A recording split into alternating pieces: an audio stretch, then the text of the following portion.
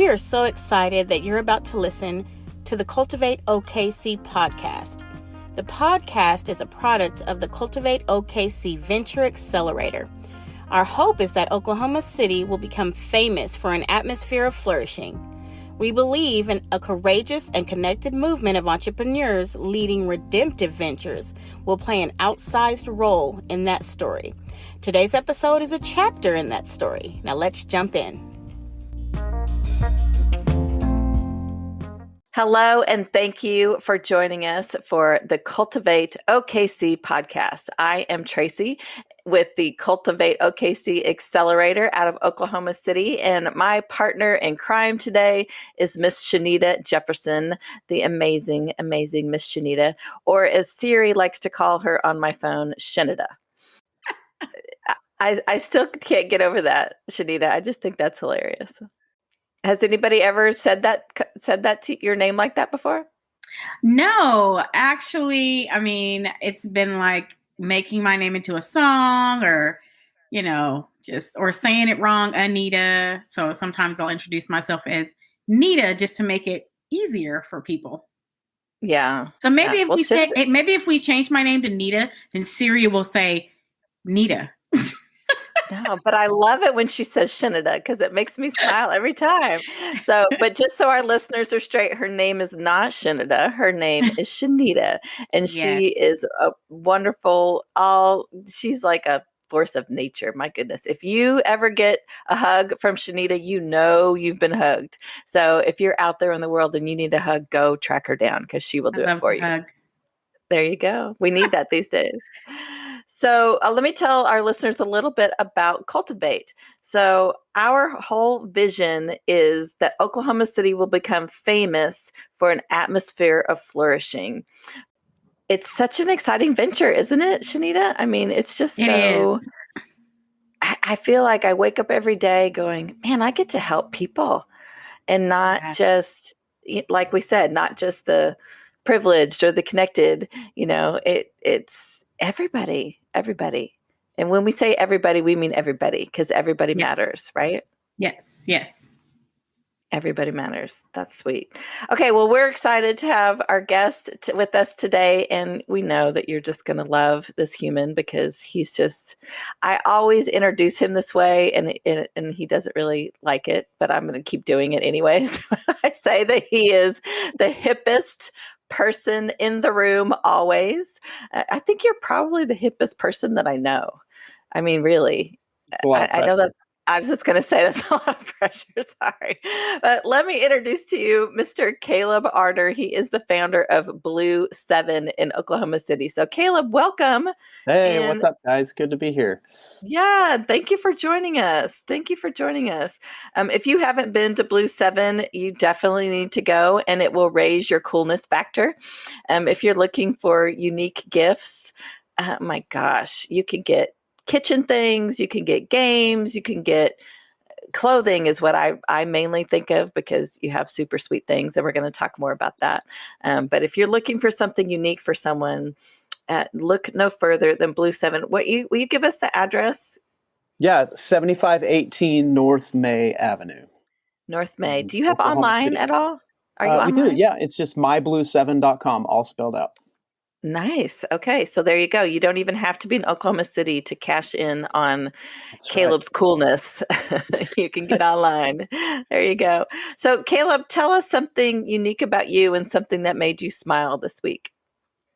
Great questions. Okay, I'll start with the second question first. So something that really made me smile this week, I was able to take my son to school, just he and I. Usually we have other people in the car, and we, for some reason, right when we hopped in the car, one of us said something about Jim Gaffigan. So he's 10, my son is 10, and we turned on Jim Gaffigan and listened to it all the way to school. And we both just laughed. It was 7:30 in the morning, and we're just laughing so hard and that our abs hurt. And it was just kind of neat moment to look over in the car and see my son, and that we actually get to enjoy something like that together. He's getting older and more mature when you can laugh at the same jokes and enjoy some of those moments together. So that was just really cool, really special, because we have 4 kids. So I don't get that one-on-one time very often. So that was pretty neat. Made me That's smile. awesome. So which kiddo was that? That was my oldest, Judah. Yep. Okay. So tell us, before you tell something unique about you, tell us about your family real quick. Yeah, Judah is my oldest son, and then I have 3 more kids, and it goes Judah, Elsie is 8, Judson is 5, and Jabin is 4. And actually, that was one of the things that I thought was pretty unique. We have 4 kids in our family. Growing up, it was me and 3 other siblings, so there were 4 in my family, and my wife grew up with 4 in her family as well. I just randomly thought about that today. I thought that was kind of cool. You have a theme. You have a theme going Yeah, on. apparently So so. could you not come up with a J name for your daughter? She's the odd one out. She and doesn't I get are the J both. name. My wife's name is Julie, so Elsie and I are just both left out. Apparently, I'm not sure why we did all those J names. I'm sure we had a plan, but I don't know what it is. So Julie, Jabin, Judson, Judah. I have a hat that has the Jones Assembly and initials on it, JA. And so depending on who asks me what it stands for, I can tell them it stands for Judah Arter or Julie Arter or Jabin or Judson. It's kind of funny, but just depends on what mood you're in. Yeah, Go ahead, Shanita. AJs. We have all AJs in my family. Like my mom is Alicia Jefferson, my daughter's Amani Jefferson Jones, Anaya, and then it's just me and Faith are the oddballs. So we have AJ. Yeah. That's good. AJ, I like nice. That. You got both. Okay, initials so there. when we named our oldest, I wanted him to be Zach. Our last name is Zerdin with a Z. And so my fear with being Zach Zerdin is super cool, right? I mean, ZZ, come on, that's super cool. Yeah, that but is my cool. fear was, what if he had a lisp and he went his whole life being Zach Zerdin? And so we made it Isaac, and then we just shortened it in his nickname to Zach. And, as an adult, it gave him a fallback. And he did choose as he got older to go by Isaac. So there you go. But he was Zach Zerdin forever. That's smart to give him a kind of a fallback or a second option. That's a lot of pressure naming your kids, We were going to name my oldest Joseph, but my last name is Arter. And if you say Joseph Arter really fast, it's just not good for a poor child growing up in school to be Joseph Farter. Joseph Farter. So we decided against that one. Oh, you have to think through these things, right. though. You really do. If we had a girl, I wanted to name her Elsie or Elsa or Ella or something like that. But her initials would have been easy. And you can't do that to a girl. No, you can't. So you have to think it through. You sure do. Think it through. Yes, Shanita has the most unusual kids' names, and they're beautiful. Tell us your kids' names real quick, Shanita. So I have Faith, which is not unusual. And then I have Amani, which means peaceful. And then I have Anaya, but it's spelled Aniaya, which is like journey. So I have Faith is the journey to peace. Oh, that's cool. Man. Talk about well thought out. It wasn't thought out. It just happens that way. Oh, guys. Cool. That's awesome. He's good like that. No, you win, Shanita. You win. I'm just saying. My family, we've got the white boy names, the Isaac, the Jacob, the Mike. I mean, we're pretty vanilla over here. So yeah, I always think about that Johnny Cash song and the boy named Sue. Yes. And I'm like, if you want to toughen your boy up, just name him Sue. That should do it, right? Aww. Johnny Cash. He's my husband's go-to. He loves that. Okay, so I digress. Sorry, Caleb. Tell us something unique about you.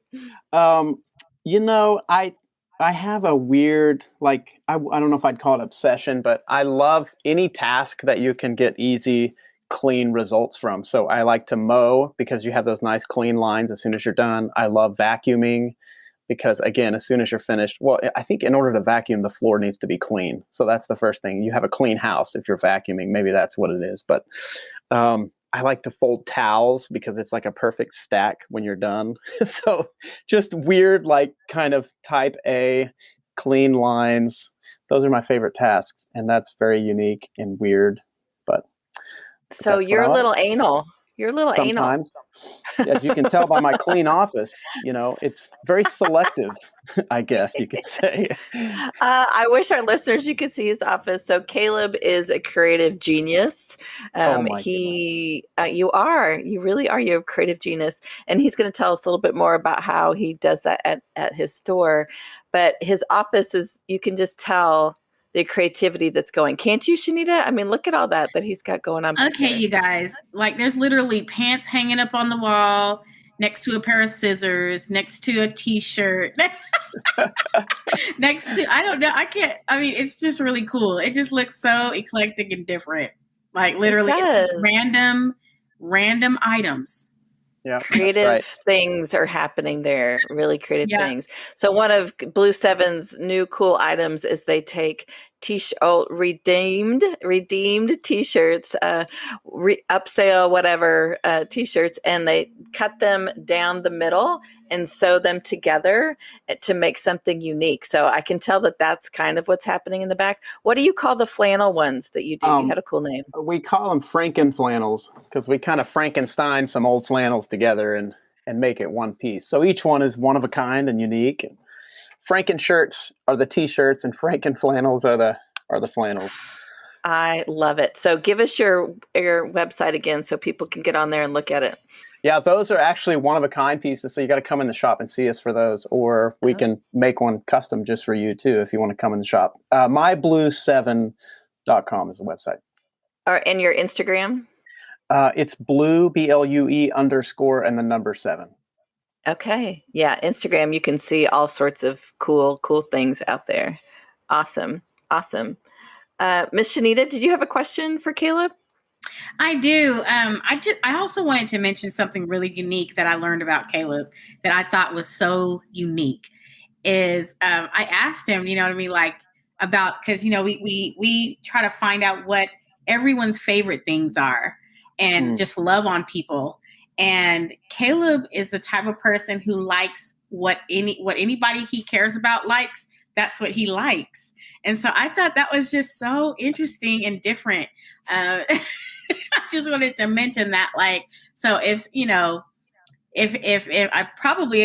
so-and-so likes licorice, he probably likes licorice. So I just thought that was kind of different. Yep. I've never heard anybody like that. Licorice.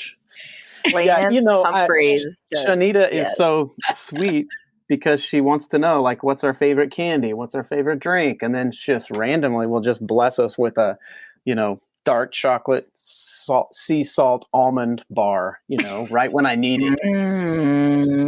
But I was telling her that, like, for me, food is not, I like food, but it's not nearly as important as who I'm eating with. So when people ask, what's your favorite food? I'm like, if I could be really honest, I'd be like, my favorite food is whatever I'm eating when I'm with my wife, or, that's more important to me. So the environment or who you're with is just, the food doesn't really matter. I mean, it's just who I'm with that makes me happy when I'm eating food. Love that. Wow. Caleb's dropping deep truth on us today. Oh my goodness. It makes me feel guilty that I would automatically go pizza or chocolate. Oh no. I'm sure there are other things. It's about the people. That is so beautiful though. When he told me that, I was just like, that is so, I don't know. But I do have a question for you, Caleb. Yeah, what's up? Okay, actually, I have a couple questions. So I would like to hear, we would like to hear more about your venture. So could you share with us about your venture and what exactly sets you guys apart from, like, another retail store? Yeah. So our venture is a retail store, like you said. I mean, Blue7 is a retail shop that I think to a great degree is different than a lot of other retail establishments because of our variety of products that we carry. You'll have like a men's clothing store or a women's boutique that maybe does handbags and apparel and accessories, but you don't have a lot of shops around that do men's clothing, women's clothing, some kids' clothing, home and gift items, toys for kids, like just pretty much the spectrum. One of the only things we really don't carry is food, just because it's a whole nother realm. But besides that, I mean, we're able to carry anything that we want to. And that's the cool thing about being a small business owner is you don't have the bureaucracy to go through. You don't have to go through the steps to be approved to be able to pursue a new idea. I mean, the best example I have. So when we were first married, my wife really wanted a Mini Cooper, and so we bought her a Mini Cooper. She drove it for a few years, and then when she got pregnant, we decided that we had to get rid of the Mini Cooper because we couldn't really get inside it and access a car seat very easily. So we took the double doors in the front of the store, opened them up. We drove the Mini Cooper right into the store and right to the very middle of the store. And we polished it up and we wrote "free pair of jeans with purchase" on the window and put it for sale. And so sure enough, a good customer came along and was like, you know what, my daughter's turning 16. I'm going to buy this car for her. And she did. And then we had a hard time getting it out the door, and we had to end up picking it up and moving it just to get it straight out the door. But we got it. And about 2 weeks later, she came back and said, you know what, I totally forgot to get my free pair of jeans. But those are those are the kind of things that you can do when you're a small business and you're the business owner that hopefully we try to, one of the things that we try really hard to do is to always pursue a creative avenue to solve any problem. And so, honestly, whether I sold the car or not didn't really matter. We just want people to, every time they come in the store, to see something different or experience something different. I mean, you're not going to go into a retail store very often and see a car sitting right in the middle that is also for sale, that's incorporated into, the aesthetics or the merchandising of the products. And so from the very beginning, I worked at Blue7 for a couple years when they first opened it. And then in 2006, they gave us the opportunity. They owner financed it. We purchased it from them, just paid them out of the business. And that's a whole nother story on its own. But I feel really grateful to Rusty and Regan Nix, who were the previous owners, and just giving us that opportunity. But one thing I learned from them was just if something doesn't work, you figure out a way to make it work. And so we didn't have a lot of money for fixtures and things like that. And so, I can honestly remember pulling things out of the dumpster and changing them up and turning them into fixtures and, having product that didn't sell and saying, well, we can just give it away or sell it for super inexpensive, or we can, turn it around and turn it into something else that someone actually does want or need. And time and time again, we've been able to do that. And obviously trends change over the years, but we feel that being creative is such an important part of retail. And it's also the first step into developing relationships with people. So they come for the experience, and they come for maybe a creative mix of products that we carry. And I love it when grandparents come in with their grandkids and they both find something to buy that they like. And that happens all the time. And that makes me way more happy than if we were doing a much better business, but only for a certain segment of person, because we feel that relationships are the foundation of life. And it's not just relationships with your family or, maybe the people at your church or the people that you exercise with, but also relationships with the community as a whole, and people that maybe you don't know, but to continue to develop those relationships with your customers. So the more types of people we get into our store, then the more we get to build on that foundation of relationships. And, I don't think that's really important to a lot of retailers. And I think it is really important to some retailers. So I'm not saying no one cares about relationships, but at the end of the day, if we're faced with, a dilemma to pour into someone in a relational way or to make some extra money, we're going to choose the relational way. By God's grace, we've been able to do both. But at the end of the day, if we cannot have it be a relational business, then we would not be in business, because that's just so important to me. So the creative approach and the emphasis on relationships, I think, are what makes us different than, a lot of other retailers. I think that I could tell you 1,000 stories about that relational approach. But one of my favorites, I shared it with you guys during the Cultivate meeting last week. But one of my favorites is, a story about an employee that I currently have now. So I have amazing employees, and one of them has been with me for 13 years, and then I think one for 5 or 6 years, and then one for 4 or 5 years. And so those are my 3 main employees. Oh, and I have a girl that's part-time now that's been with me for about 8 years. And one of my employees that's with me now, when he first started working here, the whole reason I hired him was not because he had any retail experience at all, but because he really cared about this relational aspect of life. And I could see that. So that's what I look for when I try to hire people. I'm like, if you care about people and focus on relationships, I can teach you the rest.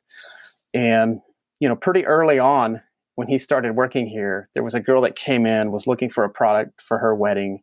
She found the perfect shoes. And just at the end of the day, she's just like, I can't afford the shoes. She was overwhelmed, stressed. Her wedding was coming up, and she ended up kind of having a mini breakdown in the store and said, can you just hold them for me? And then she left. And shortly after that, she called the store and said, actually, can you just put those shoes back? I'm not going to be able to get those. And Keaton was the guy that was helping her. And Keaton was just like, this can't happen. Like, this girl needs these shoes. And so he called and kind of messaged everyone that worked at the store. There were probably 20 of us at the time, and said, this is the situation. Can anyone pitch in and let's buy these shoes from her, or buy these shoes for her? And so, within 10 minutes, the shoes were paid for, and we got to call her and say, come get your shoes for your wedding. It's one less thing that you have to think about.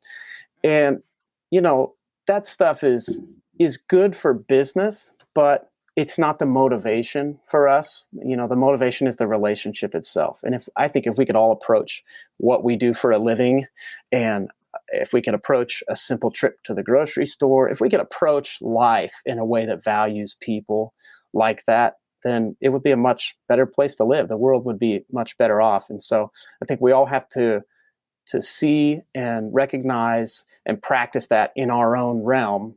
But it's just so important. And hopefully that is what sets us apart. Now, not everyone's going to get that experience when they come in the store. We have a lot of customers, and not everyone has a great experience. I mean, we have negative experiences too, but I think it's how we approach those and how we deal with those that really says, hey, this is the most important thing to me.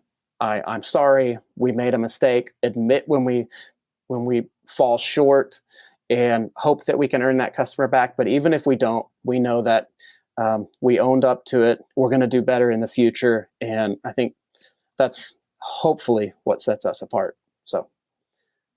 Oh my gosh, Shanita, he just summed it all up, didn't he? I mean, Yes. that's Caleb Arter right there, because I don't think, hey, I'm going to go to the Gap and somebody's going to make me feel good about me.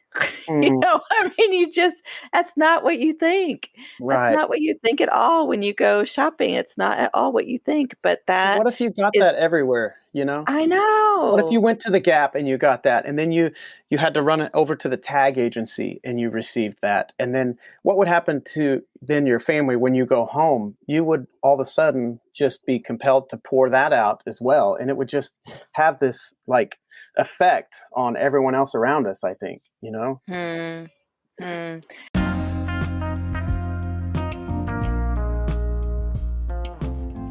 We want to take a quick moment to thank our partners, Praxis Labs out of New York and Flourish OKC. Praxis is a creative engine for redemptive entrepreneurship, supporting founders, funders, and innovators motivated by their faith to love their neighbors and to renew culture. Flourish OKC is a collection of experiences, storytelling, and educational exchanges that explore value they want to see cultivated in Oklahoma City, including education, restorative justice, and resettling refugees. Cultivate OKC would not exist without our amazing partners, and we thank them. Now let's jump back into the podcast. So, Caleb, you make me think you are the Jerry Maguire of the retail world. Because Jerry's whole thing was less clients, more personal relationship, and that's what you're doing. You're making people you're not thinking of them as consumers or clients. You're thinking of them as humans and spending time with them. Oh, I love it. That's great. So tell us about the hat station. Yeah, I mean, some of those creative things that we're working on right now, like you did, full disclosure, tell me some of these questions that you would be asking ahead of time, and it did make me think back to some of the more creative things that we've been a part of over the years.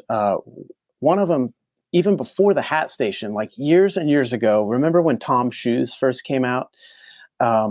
We were one of the first customers that sold Tom's shoes, and I cannot tell you how that changed our business, probably 12 years ago or something like that. But we don't even sell Tom's shoes anymore, but it was such a big part of our business. I mean, I'm talking thousands of shoes from Tom's that we would have in stock at any given moment. And we started a Tom's shoes kind of paint station where we would just splatter paint the shoes, and customers could come in, pick a color of shoe, and then because Tom's are kind of made as a blank canvas. They're just a perfect blank canvas. And so they could come back and pick the different colors of paint that they wanted, and we would splatter it on or let them come back and do it too. And we did a ton of custom painted Toms for people. And it was just another kind of experience that you could have within the store that, like a traditional shoe store, is not going to set up a paint station and let you splatter paint all over their wall while you're trying to paint your shoes, but that didn't really bother us. And it was just a part of the experience. And, we've done several different projects like that since. The most recent one that you're referring to, I think, is like the hat bar.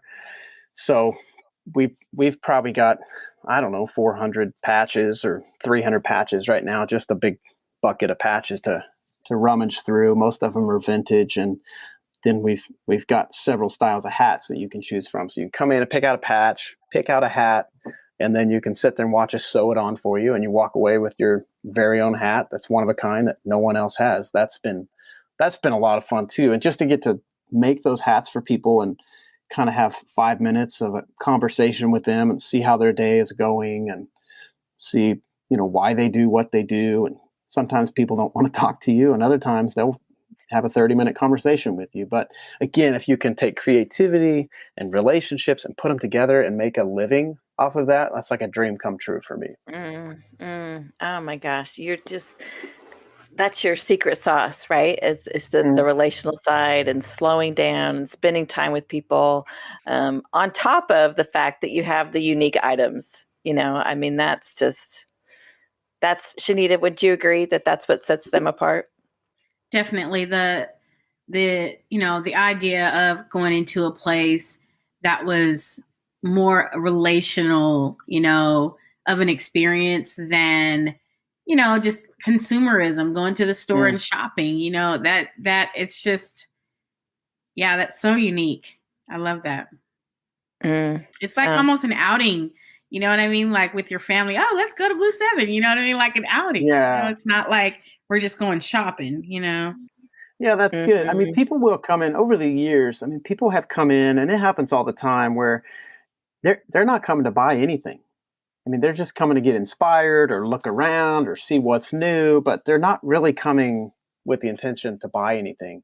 And that's okay with me. I mean, we kind of jokingly refer to that as retail therapy, but it's like a real thing, I mean, people do spend money to try to fill a void that they have. And so I think as humans, we know that doesn't work. It maybe makes you feel good for a little bit, but at the end of the day, it's not going to fill a void that you have. But when you can come into a place and know that there's no pressure to buy something necessarily, and that you can be inspired, and if you want to buy something, great. If you don't, great. If you need someone to talk to, great. I mean, that's not, our purpose at the end of the day is to buy and sell stuff and make a living off of it. But it's just the way that we go about it, I think, that hopefully is a little different. Like, there's no pressure to buy anything, and you don't have to apologize if you take it home and it doesn't work and you bring it back. Or, I mean, that's not the end goal, like you said, Shanita.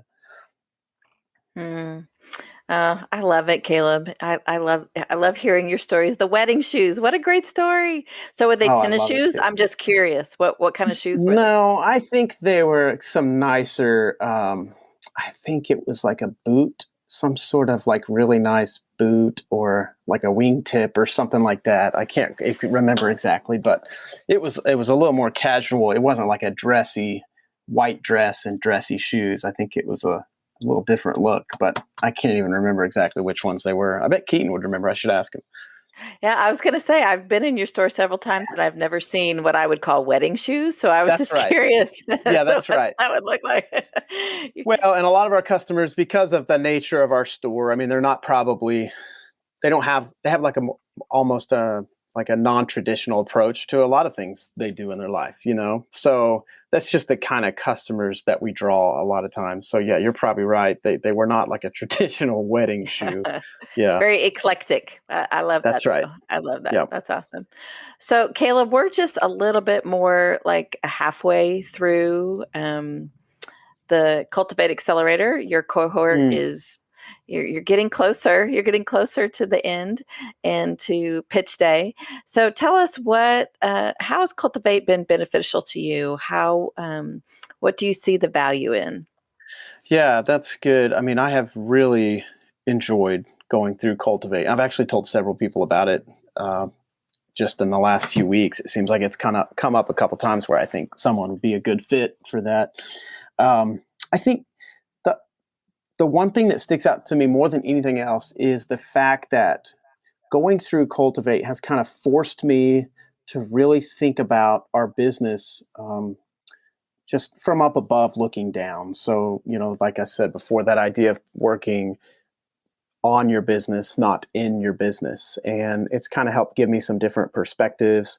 It's forced me to answer, what do they call them? Like the 5 W's of your life or your business, like who, what, when, where, why, as far as us as a business, as far as our customers. And, a lot of times you're just so busy going through day-to-day activities at your job or your venture that you don't actually stand back and really work through some of that stuff. And it's actually kind of helped me see that a lot of things I've been putting a bunch of time and energy and effort into are things that really aren't that important, at least from what I say is important to us. And so I either need to change what I'm thinking is important, or change what I'm putting the emphasis on, if that makes sense. So it's kind of helped me streamline some of the things that we're doing here at work. The other thing that's been amazing is just the diversity of the group that we're going through it with, and how safe of an environment it is to just, like, I love what one time Lance said to me, like, you're going to do a pitch about Blue7, and you know what? Next time you do the pitch, it may be totally different, and it doesn't really matter. I mean, either that could mean that you're learning different things, or it could mean you're just practicing different approaches to communicating with people. But, when he said that, I was like, oh, so that's what this safe environment is all about. Like, we're learning from one another, we're challenging one another, we're practicing with one another. And I think just having that like really safe peer environment has been really cool. And everyone is so diverse and so different. It's given me like fresh perspectives, I think, on Blue7, and also just on what's important in life, because some of them are nonprofits, some of them are like 100% for profit, and just different approaches to doing things. But at the end of the day, I think it's been cool to come back and say, like, what's the most important thing, and how do we all make sure that we are implementing and focusing on the most important things for us. So that peer environment has been really cool, really important. I'm so glad that you feel that it's a safe place, because being an entrepreneur isn't necessarily a safe thing, right? I mean, it's So scary. true. Oh my gosh, you're putting yourself out there and you're always questioning, am I doing the Yes. right thing? Am I doing enough? Am I doing it the right way? And just to have a group of people that can come alongside you and go, you're doing great. You're doing great. And maybe work on this week, or Yeah. maybe think about this week. And just to have that, I'm so glad that you're feeling that. Yeah. It's been really awesome. Goodness. So, Caleb, what would you want to leave us with today? What is your challenge or motivational statement? What would you want to put out in the world today? Ooh, that's good. I think, and it goes back. So as I was sharing what makes us different as retailers, I actually was at the same time challenging myself. It's kind of dangerous when you start sharing what you're all about, and then you have to start questioning. Wait, is this what we're about? We better make sure, because now I'm telling people this out loud. We all do those things in our lives when we start to communicate things, and I think if we're healthy, then we actually have to question that too. So I think my challenge for people would be exactly what I just challenged myself with, which is from the moment you get up until the moment you go to bed. So whatever you're doing throughout your day, remember that the relationships with other people are the most important. So it's not whether or not you get in that left lane so that you can get around the slow car, or it's not whether or not they charged you $3.50 instead of $3.20 for a drink. But it's how you respond to that, and how you react, and how you interact with the people throughout your day, coworkers, family, all the people that you're going to come into contact with. So that would be my challenge, is like, any emotion that you have, like filter it through seeing them as a person, and as a person that's valued for who they are, not for what they can do for you or what they give you.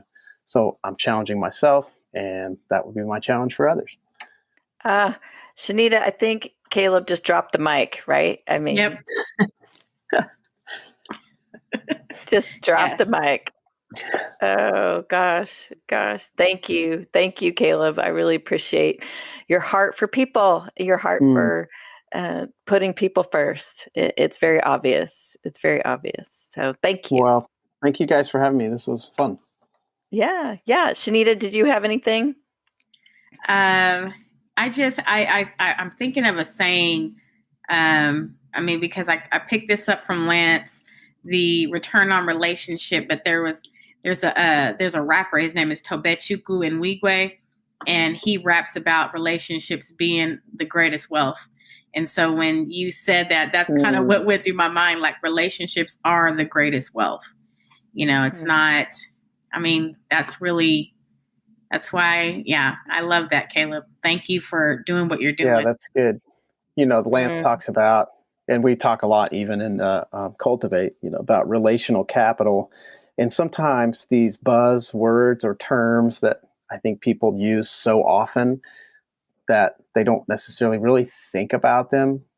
I'm like, I don't want to use any buzzwords, but then if I do, I want to make sure that the people I'm speaking to understand what that means. So, relational capital is one I kind of avoided for a long time. I instinctively understood it, but I don't think people understand that enough.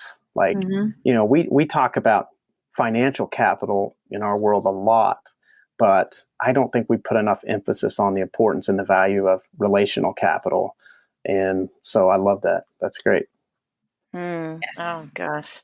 Well, Caleb, thank you for taking time to join us today and share more creative things about Blue7. And can you give us your Instagram and your website one more time?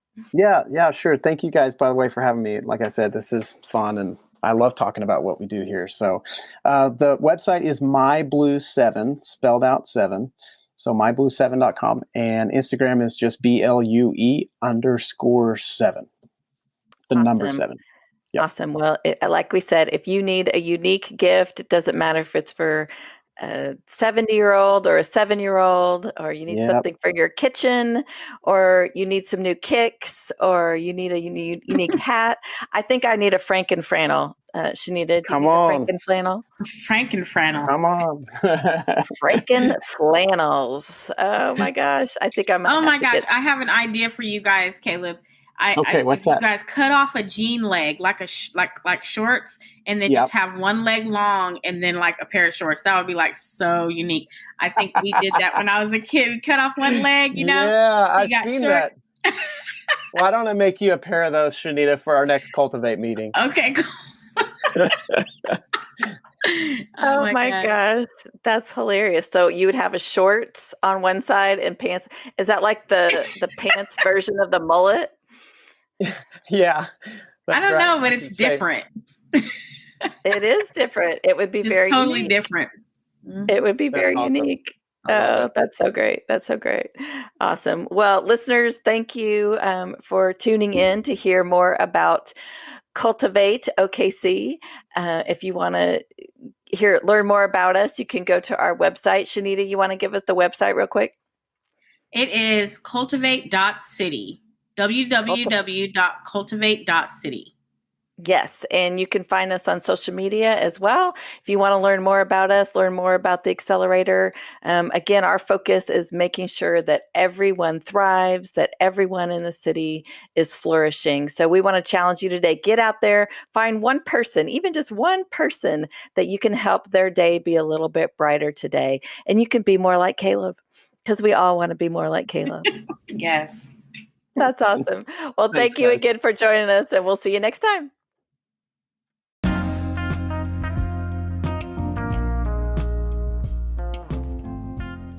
Thank you for joining us for another episode of the Cultivate OKC podcast. We are committed to helping everyone in OKC flourish, not just the privileged, connected, or credentialed, but everyone. That is why we exist, to nurture and multiply that movement. If you're an entrepreneur of a nonprofit or a for-profit and would like to learn more about the Cultivate Venture Accelerator, go to www.cultivate.city for more information. Don't forget to hit that subscribe button so you never miss an episode of Cultivate OKC.